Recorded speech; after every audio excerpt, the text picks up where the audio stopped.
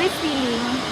Stealing kay kanang mangawat o butang dili imuha. Stealing no is getting something that is not yours.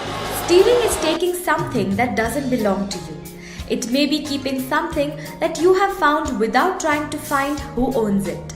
It may be copying heaps of stuff from a book or from the internet and pretending that it is your own work in the project that you are doing. Did you know that there are copyright laws to protect people's published work? It may be taking something from home without permission from your mum or dad or whoever else owns it. It may be copying a CD or DVD so that you don't have to buy a new one.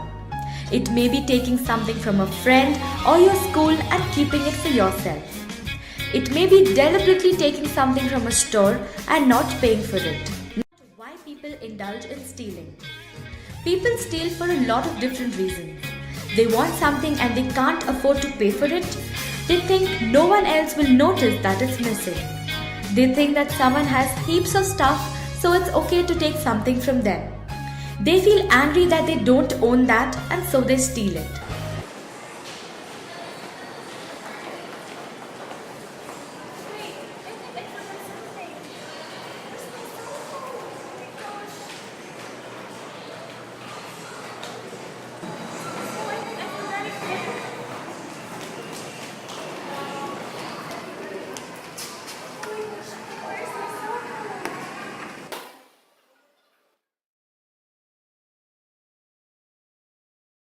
Do not steal is the one commandment that encompasses all the others. How does do not steal encompass the other commandments? Well, murder is the stealing of another person's life. Adultery is the stealing of another person's spouse. Coveting is the desire to steal what belongs to another person.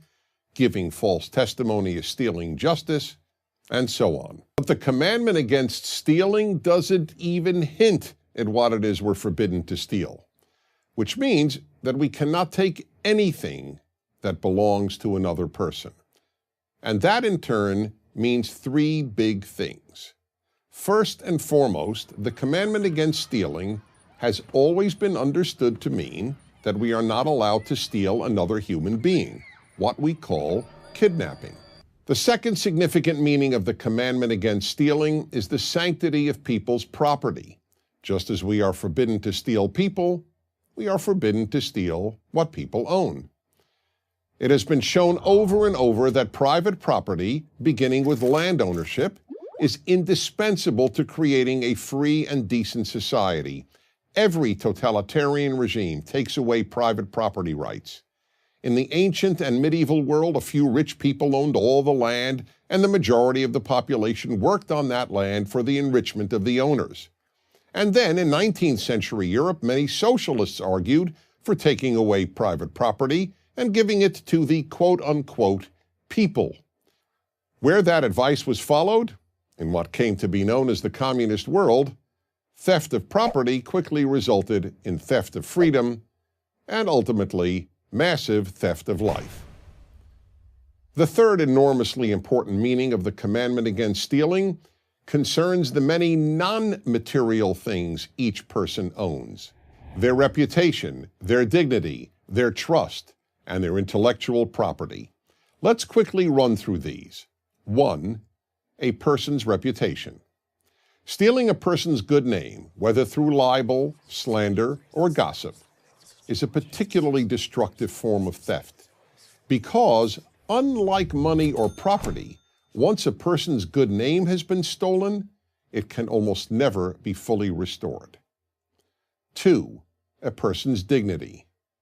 The act of stealing a person's dignity is known as humiliation. And humiliating a person, especially in public, can do permanent damage to what is perhaps the most precious thing any of us owns: our dignity. 3. A person's trust. Stealing a person's trust is known as deceiving someone. In fact, in Hebrew, a term for tricking someone is gnevat da'at, which literally means stealing knowledge. One example is tricking people into buying something, as when a real estate agent omits telling a prospective purchaser all the flaws in a home in order to make a sale. Another example would be when someone deceives another person with insincere proclamations of love in order to obtain material or sexual favors. 4. A person's intellectual property. This form of theft includes anything from copying software or downloading music and movies without paying for them to stealing a person's words, what we know as plagiarism. Yes, Mom. I lost my cell phone. Yes, I'm so sorry, Mom. Maybe I just try to find it again. Yes. Where should I find my cell phone?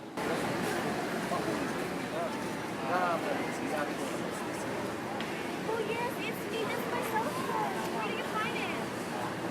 Actually, miss, I was trying to steal the phone, but saw my brother from it, but my conscience is telling me that this isn't good, so I just returned the phone. Thank you so much for giving back my phone to me. I do really appreciate it. Yes, you're right.